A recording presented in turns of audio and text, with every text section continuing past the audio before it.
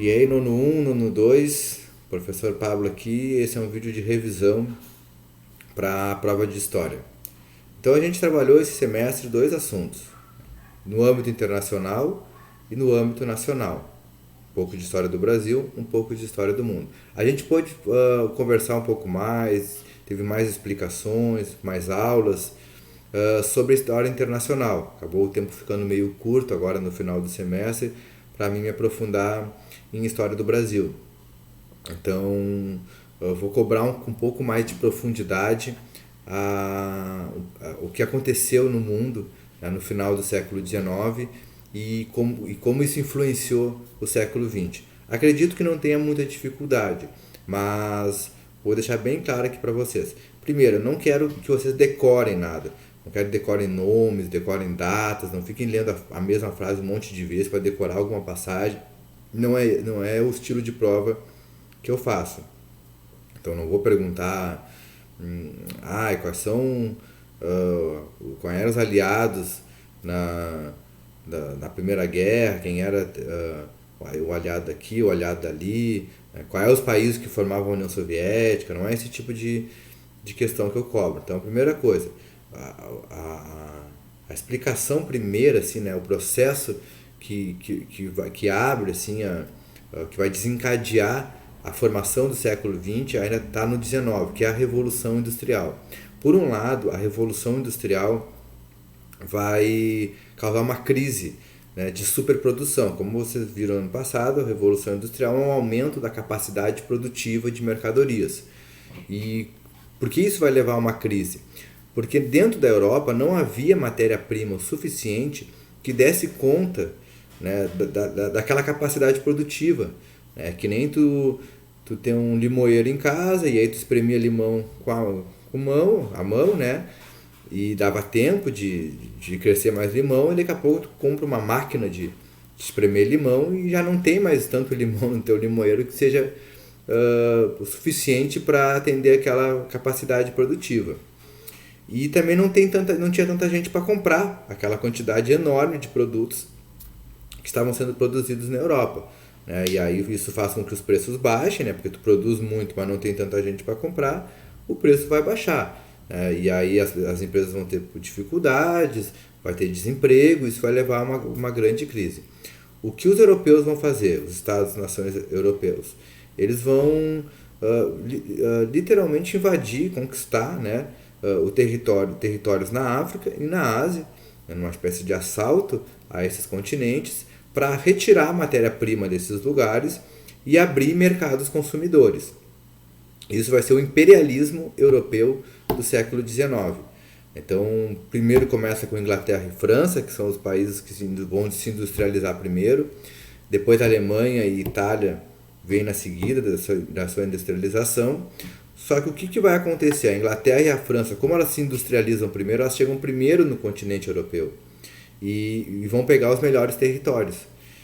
Quando a Alemanha e Itália resolvem também dar uma solução para a sua crise, os melhores territórios, os mais ricos, né, que existiam na África e na Ásia, já estavam sob controle da Inglaterra e da França.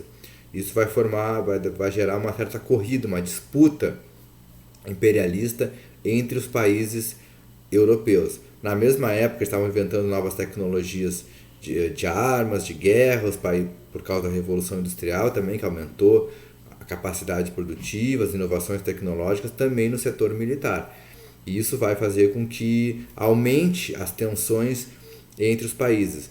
Junto a essa questão externa, dentro da Europa, tinha um império que estava se desintegrando, o Império Turco-Otomano, um dos impérios mais antigos da história, desde 1453, e outros dois impérios vizinhos, o Império Russo e o Império Austro-Húngaro, estavam disputando o controle daquela região. Então vocês veem assim, que a Primeira Guerra Mundial ela é basicamente uma disputa, o imperialismo é uma disputa territorial, né, para explorar as riquezas daquele lugar. Então vai haver disputas territoriais na África, disputas territoriais na Ásia e disputas territoriais dentro do continente europeu.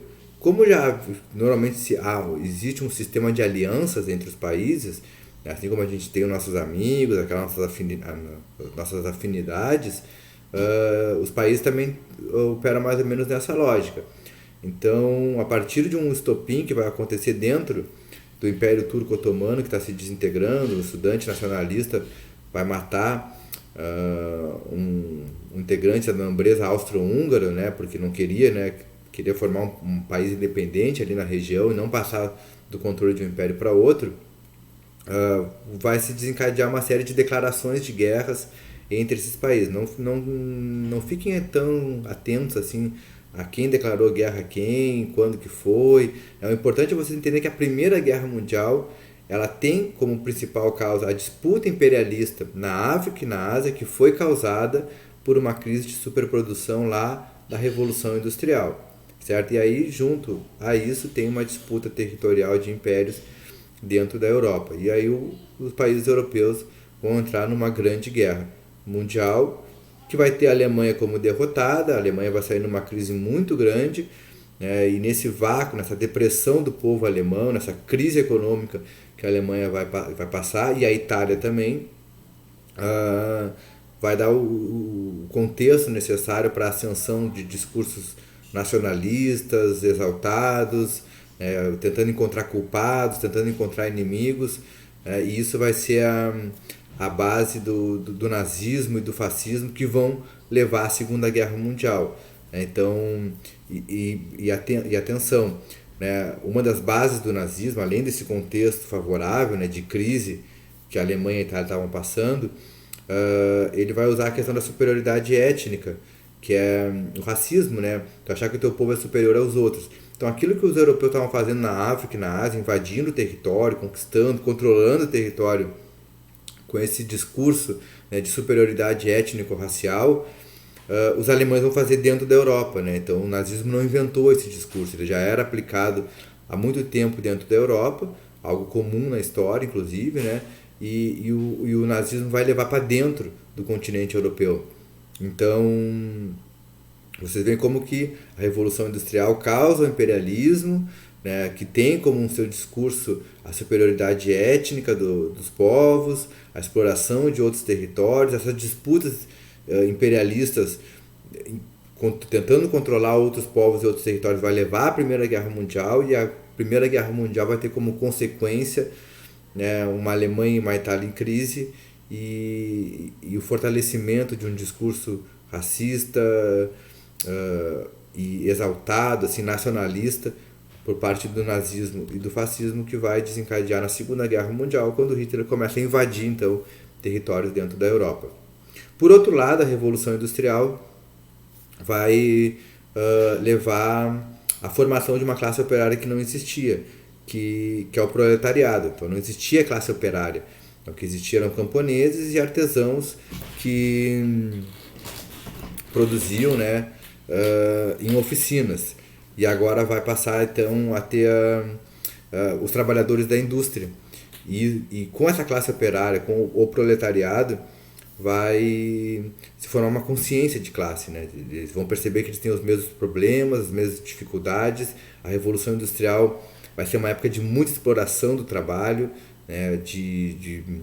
de condições precárias, tanto de trabalho quanto de moradia, porque a maioria desses proletários, desses operários que estão surgindo, são camponeses que vieram do campo, e as cidades, né, os bairros operários vão ser muito sujos, sem estrutura. Então, essa consciência que vai se formando, vai formando uma nova classe, vai produzir também ideologias e representações políticas. Então, as ideologias vão ser o socialismo, o anarquismo, o comunismo, e vão surgir partidos políticos, né, ideológicos também, com a ideologia operária. E ao longo do século XX, né, vão ocorrer levantes, né, revoluções de trabalhadores tomando o poder, derrubando a burguesia, enfim, e tomando o poder. A mais famosa, a Revolução Russa, que a gente estudou, de 1917, depois teve a Revolução na China, que até hoje é governada pelo Partido Comunista. E essa série de revoluções socialistas que vão acontecer vão dividir o mundo, né? Vai passar a ter o bloco capitalista, de países que ou que não houveram revoluções ou que elas não conseguiram ser vitoriosas, e o bloco socialista, os países onde vai ocorrer essas revoluções feitas por trabalhadores, por intelectuais, enfim, e vão fazer surgir os primeiros estados socialistas da história. E essa divisão do mundo, né, em dois blocos políticos, econômicos e ideológicos diferentes, dois tipos de sociedades diferentes, é o que a gente chama de Guerra Fria.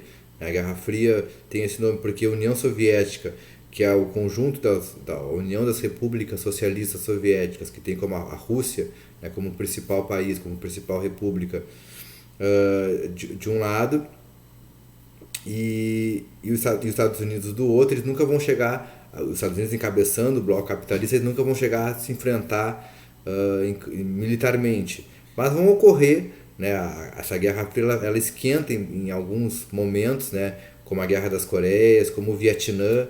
O Vietnã é um grande exemplo, né, dica para a prova de um processo, a Guerra do Vietnã. O Vietnã era uma colônia da França, dentro daquela lógica do imperialismo, estava se libertando da dominação francesa, do imperialismo francês.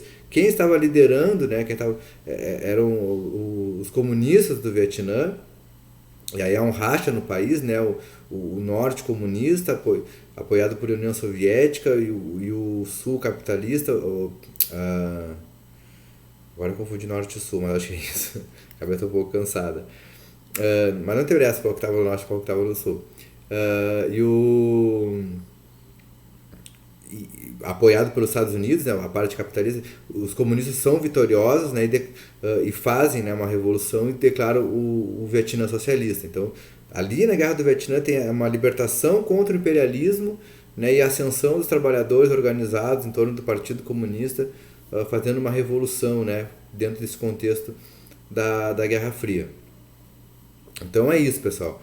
Revolução Industrial, por um lado, vai levar ao imperialismo, que desencadeia na Primeira e na Segunda Guerra Mundial, entendeu? A lógica do imperialismo, aquele racismo que estava ali também como motivação, como justificativa, e também, por um outro lado, isso externamente, dentro dos países, formando uma classe operária com uma nova consciência, que vai desencadear em revoluções e no surgimento de estados socialistas, o que vai fazer o mundo se dividir praticamente ao longo de todo o século XX em dois blocos antagônicos. Na história do Brasil, que a gente não teve tanto tempo de aprofundar, nem nessa revisão, o que eu quero que vocês entendam basicamente? Que o Brasil, na Primeira República, a primeira parte do século XX, era um país agrícola, agroexportador, tendo café como principal produto de exportação, e o revezamento de elites ali de São Paulo e Minas Gerais no poder. Em 1930, o gaúcho Getúlio Vargas toma o poder e inicia um projeto de industrialização do país, que a gente chama de nacional desenvolvimentismo, desenvolver a nação. Então ele vai industrializar o país, vai criar políticas que industrializam o país, vai dar direitos para a classe trabalhadora, aumentar a renda. Então ele é o primeiro cara que vai ter um projeto, assim, pelo menos no século XX, um projeto de desenvolvimento do país. Ele vai sofrer muita oposição por causa disso. Então diferenciar, né, qual é o significado da era Vargas, né, em contraponto à Primeira República, né? O Brasil passa a ter uma indústria, passa a ter empresas públicas, né, em setores estratégicos como a Eletrobras, a Petrobras, né, geração de energia, extração de petróleo, né, a luz, imagina a luz, em boa parte do Brasil a luz era fornecida por uma empresa americana. O Vargas vai criar uma empresa brasileira de geração de energia elétrica. Então ele vai, digamos assim, ter um projeto de Estado, um projeto de país, e o Brasil vai se fortalecer economicamente nesse sentido. Ele vai deixar herdeiros políticos, né? Um deles é o Jango, que vai ser derrubado pela ditadura militar. Então o Jango ele vai continuar esse projeto, vai se aproximar muito da classe trabalhadora, né, dos setores populares, numa época que a Guerra Fria estava no auge.